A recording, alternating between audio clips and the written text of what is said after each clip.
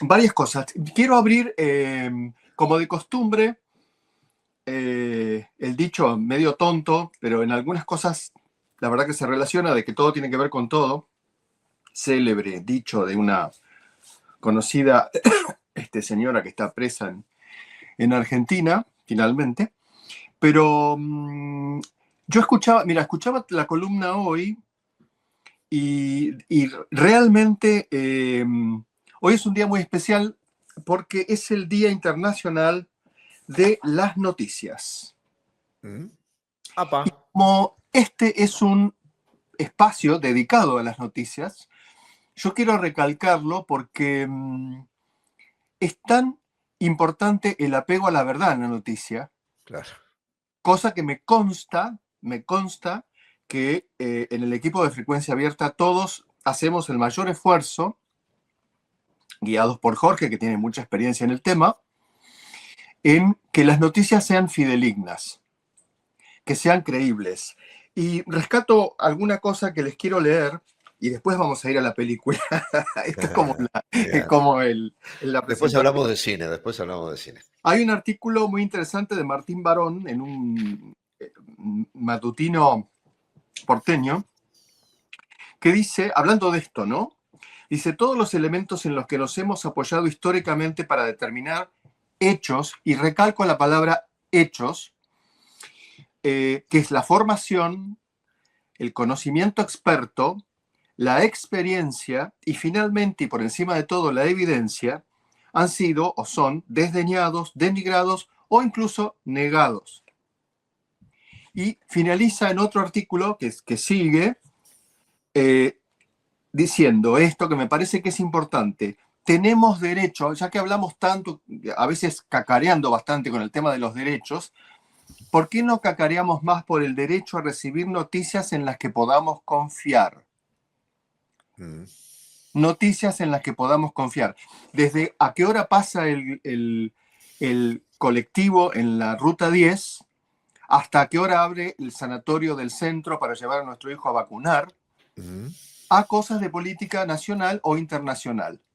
Digo esto porque hay que diferenciar tremendamente lo que es una opinión de lo que es un hecho objetivo, demostrable y defendible con evidencia. Una opinión puede variar, obviamente.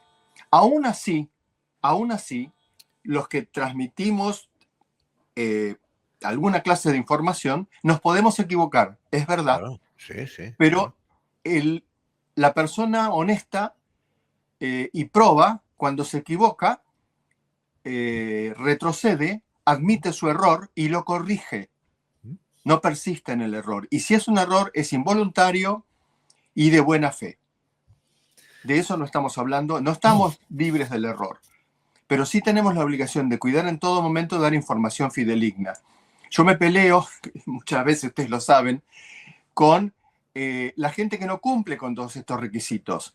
Y recuerdo en esta semana haberlo escuchado decir a Carlitos que Frecuencia Abierta no compra seguidores, porque muchos de estos influencers que tienen 2.946.000 seguidores, muchos son, en primer lugar, porque difunden información pegadiza y falsa, y en segundo lugar, porque se compran seguidores.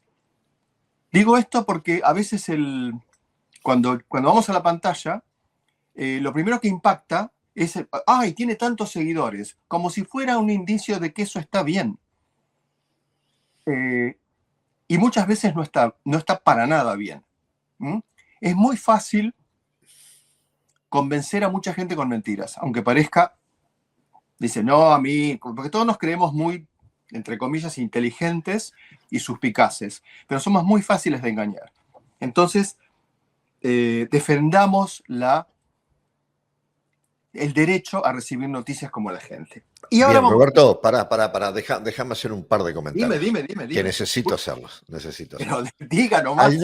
Anoche hablábamos con Karina de esa trampa que hay, y es trampa en la que caen personas que hacen eso que vos decís, que tienen una cantidad de seguidores impresionantes, Pero me decía Karina con mucha razón, vos no solamente te fijes en los miles de seguidores que tiene, sino fíjate en la cantidad de visualizaciones que tiene. Entonces, Claro. había una persona que conocemos, que trabaja en medio de comunicación, que tiene 35.000 seguidores, Ah, bien. pero Nombre conocido. tenía 85 visualizaciones. No, algo no cierra. Bueno, una de dos.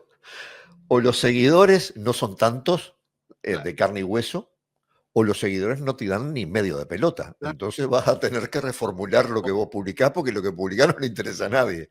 Son seguidores novidades. Entonces, con esto de la honestidad, en lo que tiene que ver con el uso de las redes, también son cosas que tenemos que ir a aprender nosotros, pues yo me pongo dentro del ciudadano común, porque yo de esto he tenido tiempo de aprender poco, necesito mucho más tiempo todavía para aprender. Ahí hay una forma de ver, bueno, ¿y esto será cierto o no será cierto? 35.000, parece que este muchacho que hay 35.000 seguidores, che, qué fenómeno el hombre, Sí, ¿no? claro. Ahora, si tiene 85 visualizaciones, de los 35.000, ni pelota le dan. Entonces, y si es así, él va a tener que reformular sus publicaciones, porque si no, Es que no es creíble, eso bueno, pasa a ser entonces, así. simplemente un dato para quien nos está viendo, nos está escuchando. Ustedes quieren saber si es verdad o no, fíjense en la cantidad de seguidores y fíjense en la Claro. cantidad de políticos. Bueno, eso por un lado. Exactamente. Una cosa. Y otra cosa que quiero aprovechar en este momento y que hace tiempo nos molesta bastante. ¿Sí? Cada día más los contenidos de frecuencia abierta son utilizados por otros periodistas y por otros ¿Sí? medios de comunicación. ¿Sí?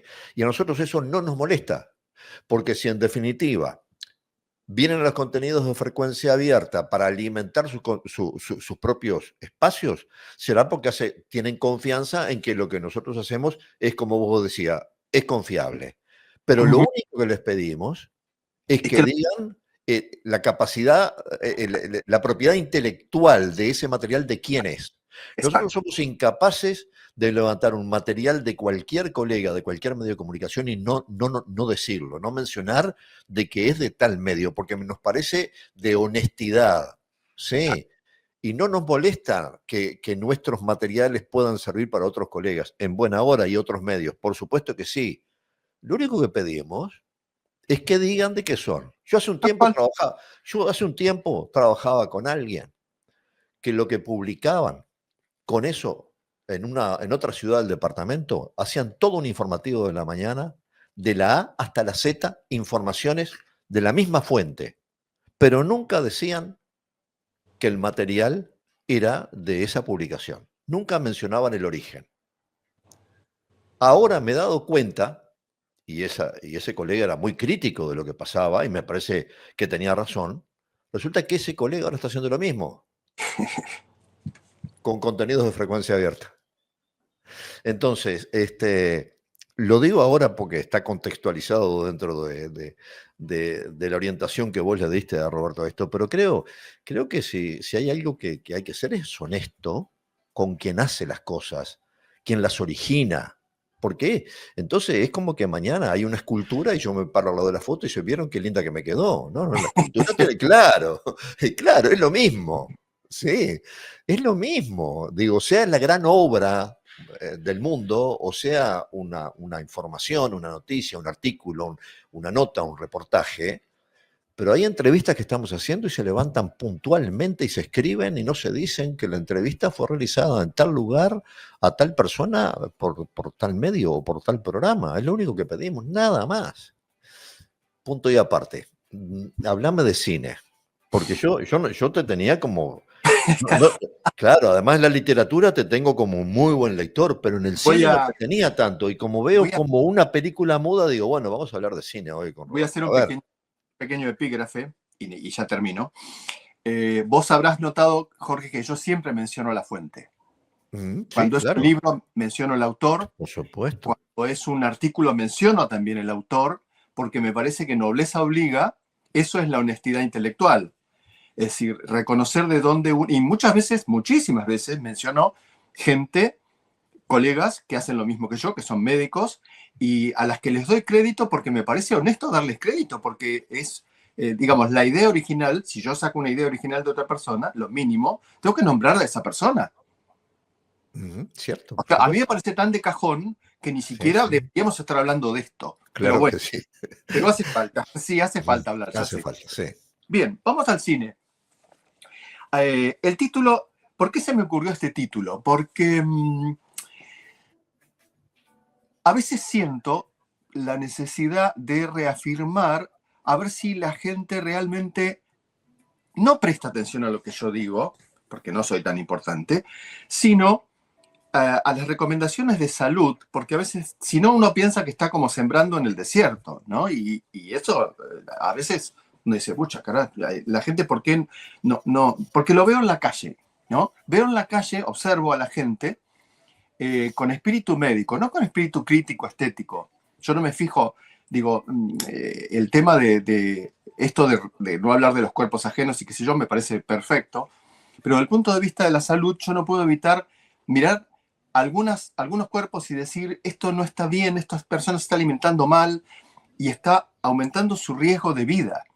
Ese es el enfoque, no decir, tiene que tener una caderita así, no sé qué sé yo cuánto. Bueno, y por eso hablo de una película muda, porque nos olvidamos de que el cine en una época, yo aclaro que no lo viví, porque si no van a pensar que tengo 160 años, pero por supuesto lo sé. Las películas a principios del siglo XX eran mudas, o sea, no había posibilidad de, digamos, de añadirles un sonido correcto. Entonces los actores tenían que, digamos, gesticular, tenían que con sus miradas, con su lenguaje corporal, un poco lo que habla nuestra otra Alejandra. columnista, Alejandra, tenían que demostrar con todas de estas armas escénicas lo que estaban sintiendo, lo que el personaje estaba sintiendo. De hecho, había una famosísima actriz, Norma Desmond, que era súper top en ese momento, pero tenía una voz horrible, tenía una voz de pito espantosa, una dicción horrible.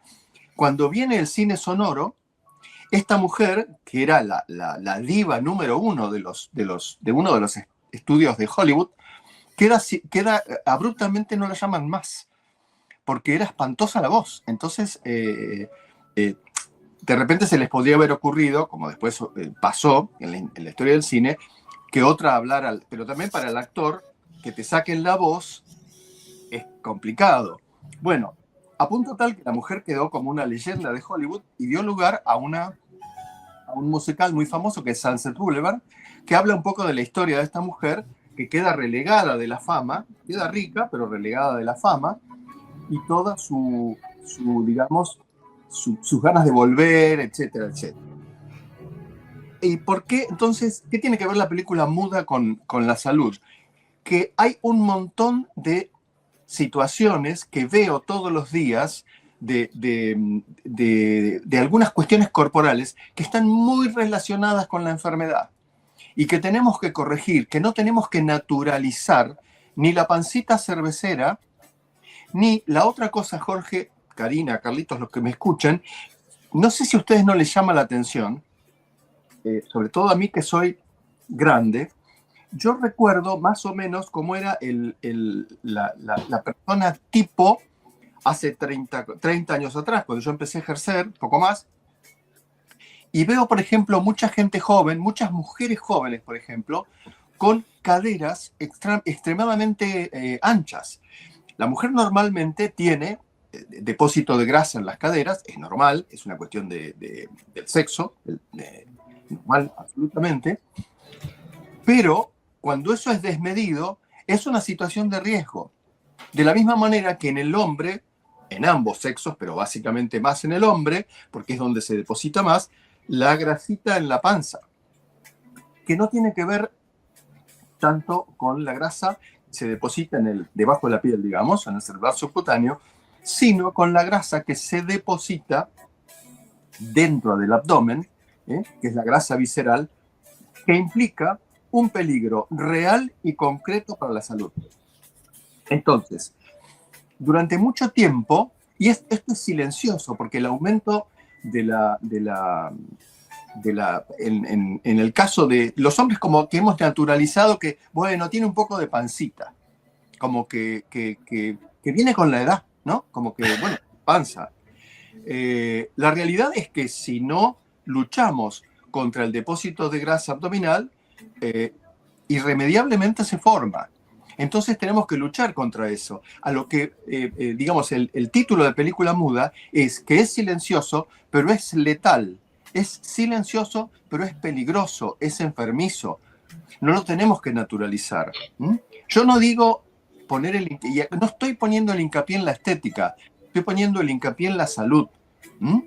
Entonces, la manera de bajar la grasa corporal es, puesto con una dieta adecuada, y acá me conecto con otra cosa que acabas de hablar vos, el tema de, no ya de la adulteración fina que hacen las grandes compañías, porque las grandes compañías, ninguna de las que vos nombraste hoy con la adulteración del queso es una gran compañía.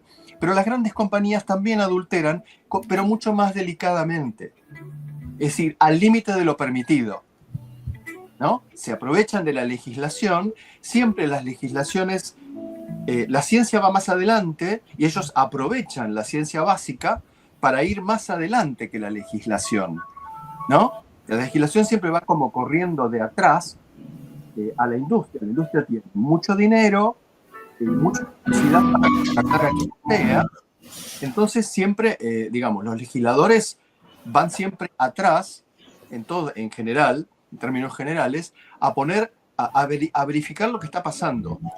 Entonces, pero a esto voy, de que fíjense, si más allá de una adulteración grosera, como es esto que han encontrado, el tema de poner, porque cuando yo le pongo almidón a algo, aumento con una cosa muy barata, que es el almidón, aumento la cantidad de lo que vendo.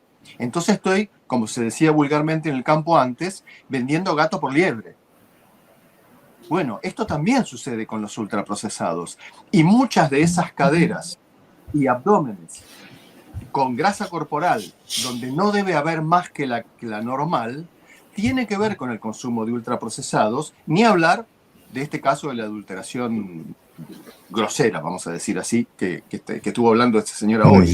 Entonces, si ves, viste, Jorge, cómo todo se va como enganchando, ¿no? El hecho de recibir información buena se engancha con el hecho de que nos están engañando también con información, porque la persona que el etiquetado de los alimentos que consumimos, si es poco fidedigno o directamente mentira, estamos en problemas.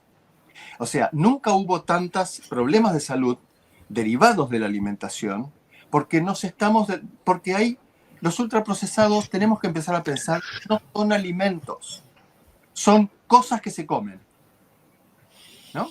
Los maicitos no son alimentos. Las famosas papas que compramos para el vermú no son alimentos. Discúlpenme, pero no son alimentos. Ustedes me dirán, bueno, pero ¿qué pasa si como esas papitas una vez por cada muerte de obispo? No pasa nada, obviamente. Pero el tema es que no es cada muerte de obispo. Yo hago un ejercicio y los invito a que hagan el ejercicio cuando van al supermercado de ver los carritos de la gente, ver lo que la gente consume.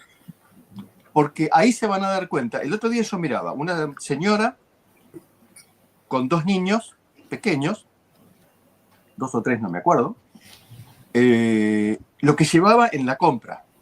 Llevaba embutidos de baja calidad. Igual todos los embutidos tienen lo suyo, ¿no? Pero si encima son de baja calidad, ni te cuento. Ahí seguro, Jorge, que el almidón aumentó. O sea, el jamón, el cerdo, el embutido lo vio pasar corriendo. Y como una foto. Nada más. Llevaba embutidos, salchichas, hamburguesas compradas, que lo que menos tienen es carne picada. ¿Qué más llevaba? Postrecitos de estos famosos que son carísimos y unos tarritos así chiquititos.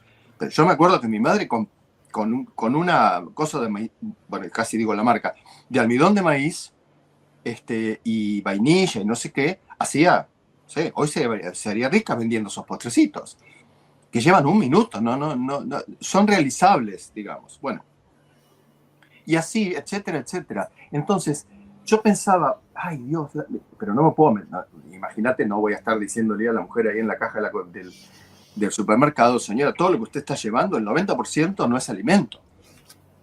Pero seguramente es lo que la mujer primero podía comprar, porque los ultraprocesados son baratos. En relación, son más. Si usted quiere alimentarse, por ejemplo, saquen la cuenta de lo que vale la fruta y la verdura, y carne de buena calidad, o pollo de buena calidad, y lo que sale un ultraprocesado, y es más barato. Más barato, ya viene hecho, ya viene preparado, etcétera, etcétera, ¿no? Bien. De forma tal que, como ves, Jorge, todo es como se mete en la licuadora y todo termina teniendo relación a lucha. Tanto gritamos por otras cosas, gritemos por el derecho a que no nos engañen, a que nos informen bien, y no solo los periodistas. Los periodistas, por supuesto, porque su función principal es informar, entonces si la función principal la hacen mal, y no esperemos que las grandes compañías, las grandes multinacionales de ultraprocesados, si no gritamos, nos velen por nosotros. Ahora, ¿no? Roberto, pero también tenemos nosotros la posibilidad de generar ciertos atajos, ¿no? Porque, por ejemplo, lo que pasa ahora con el queso rallado, que genera de repente la desconfianza ya no solamente de los que no están en la góndola, sino de los que están. Bueno, compramos un pedazo de queso y lo rallamos todo. Yo durante muchos años tuve la costumbre de comprar el queso y rallarlo en el momento. Obvio. En el momento que lo iba a comer.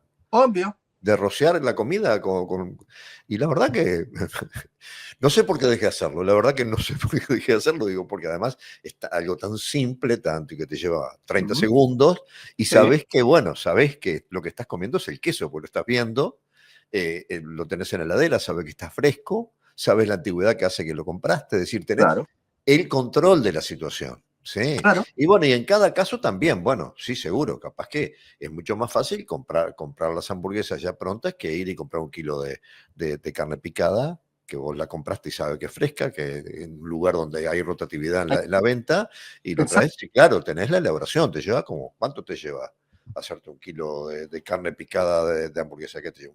Minutos. No sé, Sí. media hora. Minutos, no. O sea, yo te digo lo que hago en casa, yo compro la carne picada, normalmente compro a mí particularmente me gusta mezclar vaca y cerdo, pero comprar el que quieras.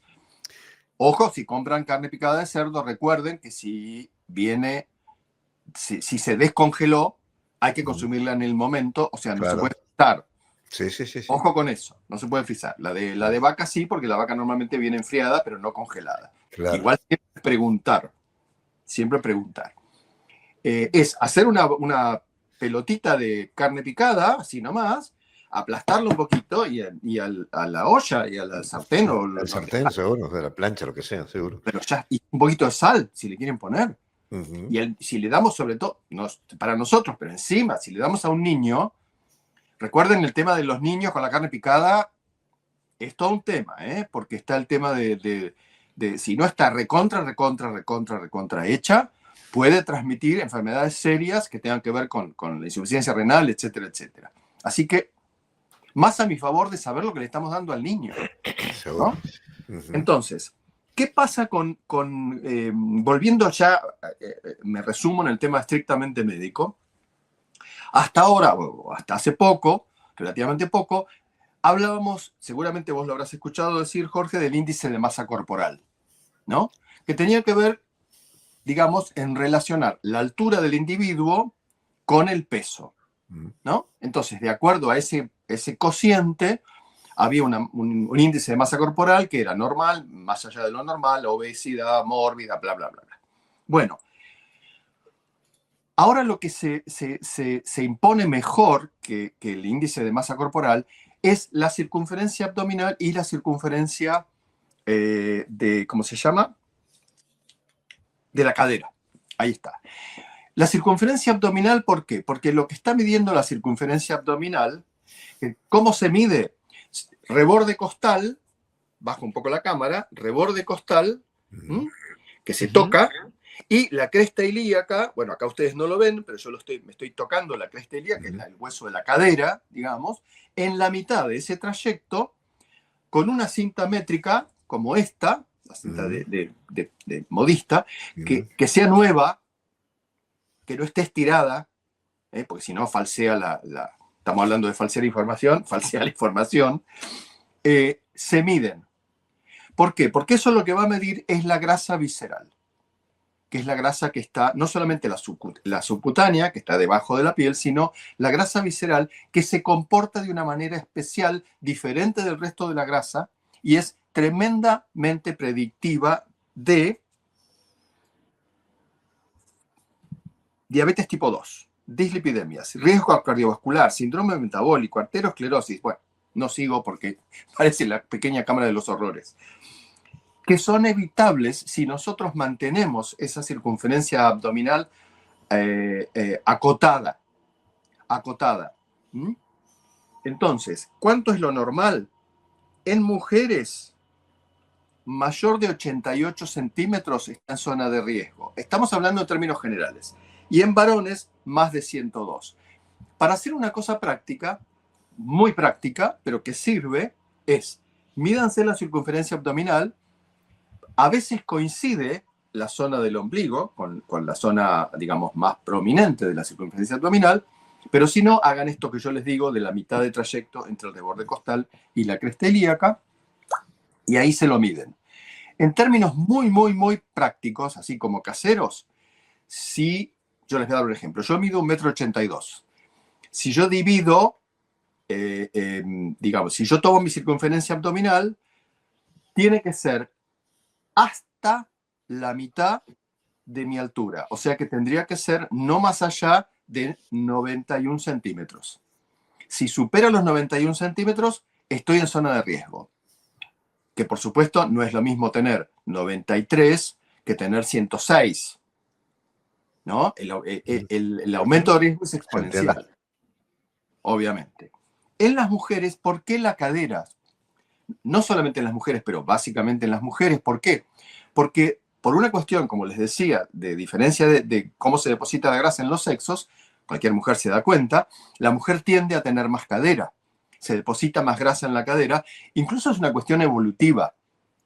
La mujer, la grasa de la cadera funcionaba, digamos, en épocas de hambrunas, como fue casi toda la historia de la humanidad, como una reserva que favorecía la maternidad. Por eso las mujeres antes, cuando no había tanta locura con el cuerpo por un tema no de salud, sino por un tema estético de tener una caderita así, eran más caderonas. Si ustedes ven, bueno, las fotos del arte antiguo, no tan antiguo, estamos hablando del siglo XVIII, eran como más, digamos, con curvitas. La mujer tiene que tener curvas, no puede ser una cosa así, una tabla. Eso no es normal. Bien, quiere decir que, y acá con esto termino, debemos sentarnos a pensar decididamente que no podemos naturalizar ni la pancita cervecera ni las tremendas caderas. Porque ese depósito de grasa es insalubre y nos va a provocar enfermedades. ¿Por qué hablamos de la película? ¿Por qué hice la comparación con la película muda? Porque parece que no hace nada, es silencioso el daño. Pero cuando está hecho, hay cosas que no pueden volver atrás. Claro. Y yo tengo mis arterias endurecidas y con poca luz quiere decir que el diámetro se ha ido achicando porque se ha ido depositando colesterol y otras hierbas, voy a tener en algún momento fatalmente o un problema cardiovascular o una ACV o disminución de irrigación que me va a llevar a pérdida cognitiva. ¿Y por qué tenemos que estar atentos? Porque la gente antes se moría mucho más joven. Entonces, hay cosas que no se veían. Primero porque la gente se alimentaba mejor. Vamos a ser sinceros, en la época, cuando yo era chico no había ultraprocesados. Entonces comíamos comida. Todos los días nuestra madre nos daba comida en la mesa. No nos daba ultraprocesado. Mi madre nunca supo lo que era comprar un flan hecho o un postrecito de estos de vainilla hechos. O sea, no existía en la mente de mi madre eso. Tampoco existía el ultraprocesado a la venta, ¿no? Entonces, como vamos a vivir teóricamente, y si Dios quiere, muchos años, nos va a llegar esto. Por eso digo, empecemos a pensar seriamente en no naturalizar a los 30 o 40 años cosas que son simpáticas, tiene un poco de pancita, incluso anda circulando por ahí una propaganda de un antiespasmódico que habla de pancita, como qué simpática la pancita. No, no es simpática la pancita. Lamento decirles que no es simpática y no estoy hablando de estética, estoy hablando de salud. La pancita a largo plazo es enfermedad, alguna enfermedad. Y no hay que comer mucho pancito.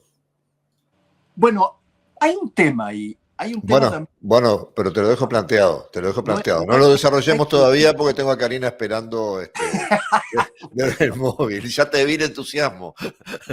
Claro, porque pancita y pancito. Ahí tenés un título si querés. Para armar un título la semana que viene. Vamos a hablar de panadería.